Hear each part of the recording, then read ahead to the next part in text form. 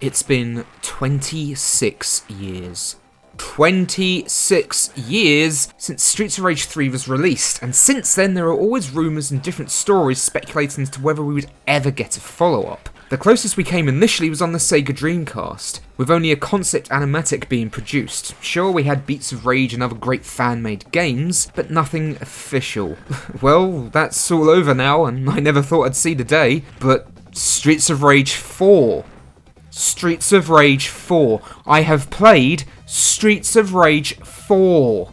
There's a new Streets of Rage game! Now, the first half of 2020 has been pretty naff for a number of reasons, but we've been graced with some good games so far. Resident Evil 3, Final Fantasy VII Remake, and so on. So, is this a worthy sequel or a hollow retread of past titles?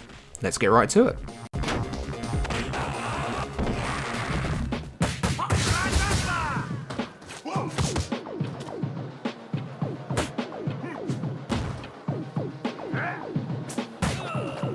First thing both new players and fans of the originals will notice is the art style itself. Everything has a hand-drawn quality to it. It's wonderfully stylish.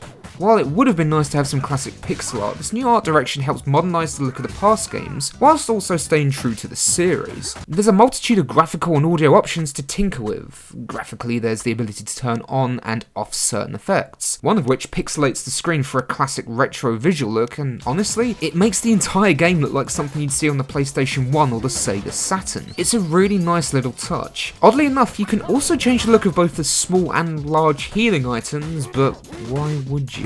But the new stuff works perfectly fine with a high quality of smooth animation helping to give every action genuine impact. The game's main mode is the story mode, but there's also an arcade and boss rush mode that you unlock after beating the main campaign for the first time, a PvP battle mode, and also an online function that allows you to play through the game online with friends. Obviously it's online, why wouldn't it be? But fear not, as the game still has local co-op, with up to 4 players. 4 players Streets of Rage? Oh, go on then. Getting back to the story mode, there are 12 stages in total, but they do vary in length. Some in particular felt incredibly short, while others have multiple locations within them. As expected, at the end of each stage, you will encounter boss fights, with some that fans of the series will recognise. The story itself is wonderfully retro in its silliness. It's got a real B-movie vibe to it. You see, it's been 10 years since Mr. X and the Syndicate were finally defeated, leaving the city in peace. That is, until the arrival of Mr. X's children, the Y-Twins. No, really, that's what they're called. Their base of operations is a skyscraper in the design of a massive Y, which comes as a shock to our heroes for some reason. The plot unfolds through cutscenes in an almost comic book style. They feel somewhat similar to those present in Streets of Rage 3.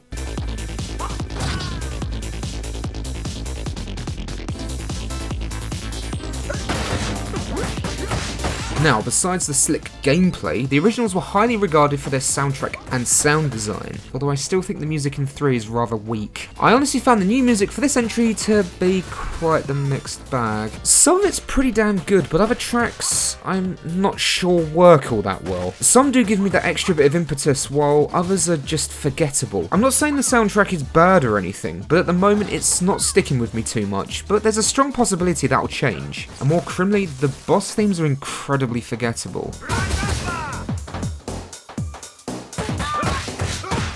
And the series has always had great boss themes, with Streets of Rage 2 in my opinion having the most memorable of the bunch. However, if you feel the same, then you can switch the music to tracks from past games. Again, it's another nice touch and perfectly nostalgic, but I do have a few nitpicky issues with the use of it. The first stage has music that does fit perfectly well. In later stages, a lot of it feels out of place. Oddly, the final boss theme from Streets 2 is used for the first boss in this game, and then it's never heard again. Later, some tracks just feel completely out of place, with some of the final bosses being given inferior tracks than the Master System versions. It just feels like a lack of effort or care was put into it, almost like someone has just hit the shuffle option on their music player.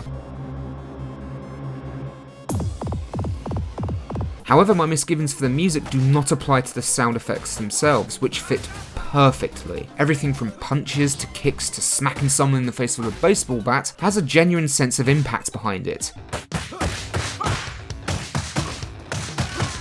which gives the player great feedback and makes the combat better for it. Veterans of the series will also be happy to hear iconic sounds, such as item pickups and the sort, and it's legitimately nice to hear them again. But we all know what's important here, the gameplay itself.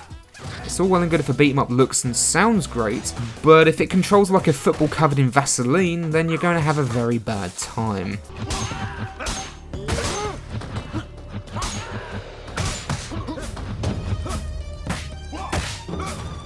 Well, it's exactly what you'd expect it to be. The controls remain relatively untouched. You have your regular attack button that allows you to perform a combo, jumping attacks, grappling attacks, blitz attack, forward punch, special attack that drains your life, and a star attack that attacks all nearby enemies. Additional star attacks can be gained throughout the levels. A nice addition for the super attacks is that the health it costs turns green, giving you a small window of time to regain it by attacking enemies. It's a great addition and encourages you to use these attacks more often.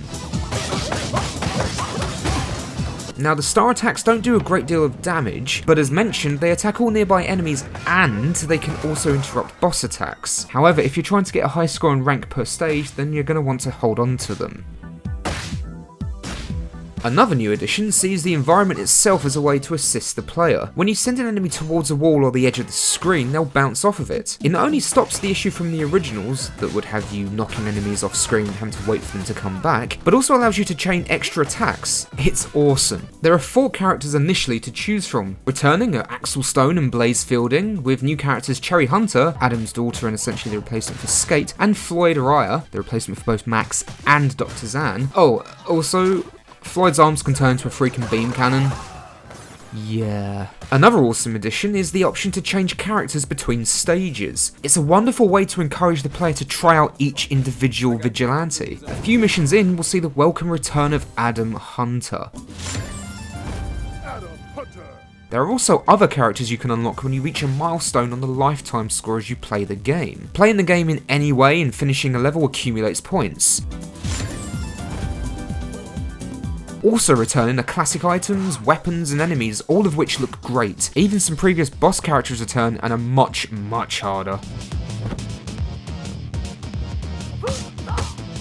There are plenty of new enemies too, with one being the Riot Officer. Fans of the series with a sharp eye for detail might recognise them as the officers you call in for backup in the very first game. It's a wonderful little detail. In story mode, lives and your score don't carry over, so if you required 2 extra lives in level 2, then you'll be back to the base amount for level 3, which means harder levels are harder twofold, and honestly it's quite frustrating at times. If you do run out of lives, it's game over, no credits. But you're given the choice to retry the level or retry with assistance through additional lives, although your point score for that stage will be greatly affected. It wouldn't be so bad if some of the enemies and bosses weren't particularly cheap. Some of them can cut the distance to you in milliseconds, with the police chief feeling almost impossible to dodge at first. The key with a lot of these attacks is using your defensive special move, but the timing has to be precise because, despite knowing this, the chief over here still manages to slam my face into a wall most of the time. But then again, maybe I just suck. The really weird thing is that the final 3 bosses of the game, involving the Y-Twins,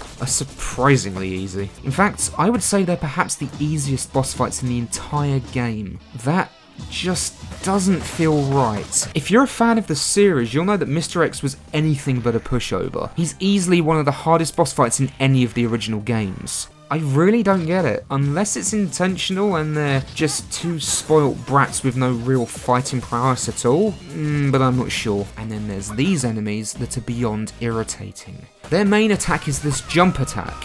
It's a bit iffy to dodge and honestly feels luck-based sometimes, and they just leap around with incredible accuracy. They're really bloody annoying, and the game loves to throw multiples of them at you at once.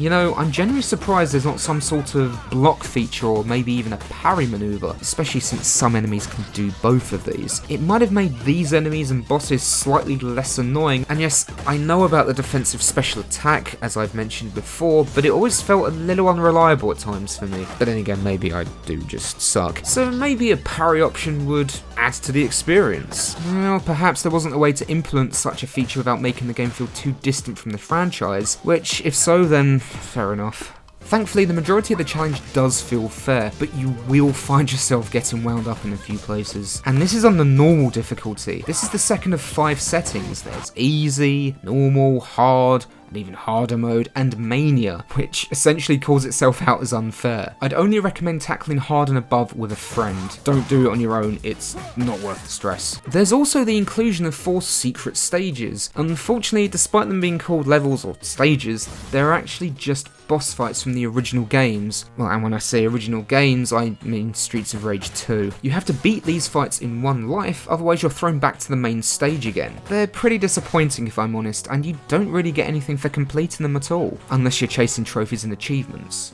Despite my issues with the third game, I'm a smidgen disappointed we didn't see a return of the branching paths and multiple endings. It was a little rough around the edges in Streets 3, but I really think they could have perfected it here. It's a shame for sure, but not a deal breaker in the slightest.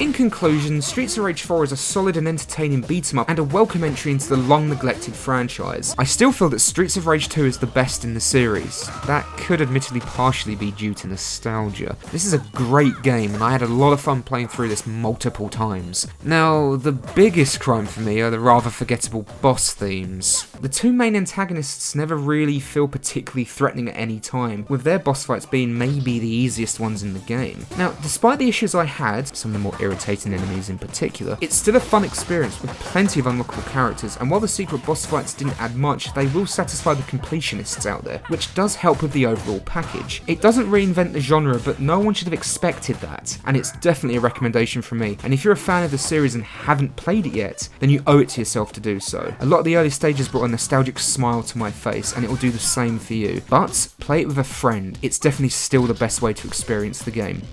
But what do you think? Do you like it? Do you hate it? Comment below and let me know, and don't forget to like this video and subscribe if you'd like to see more. And until next time, ladies, gentlemen and G-Mutants, stay safe and I'll catch you later.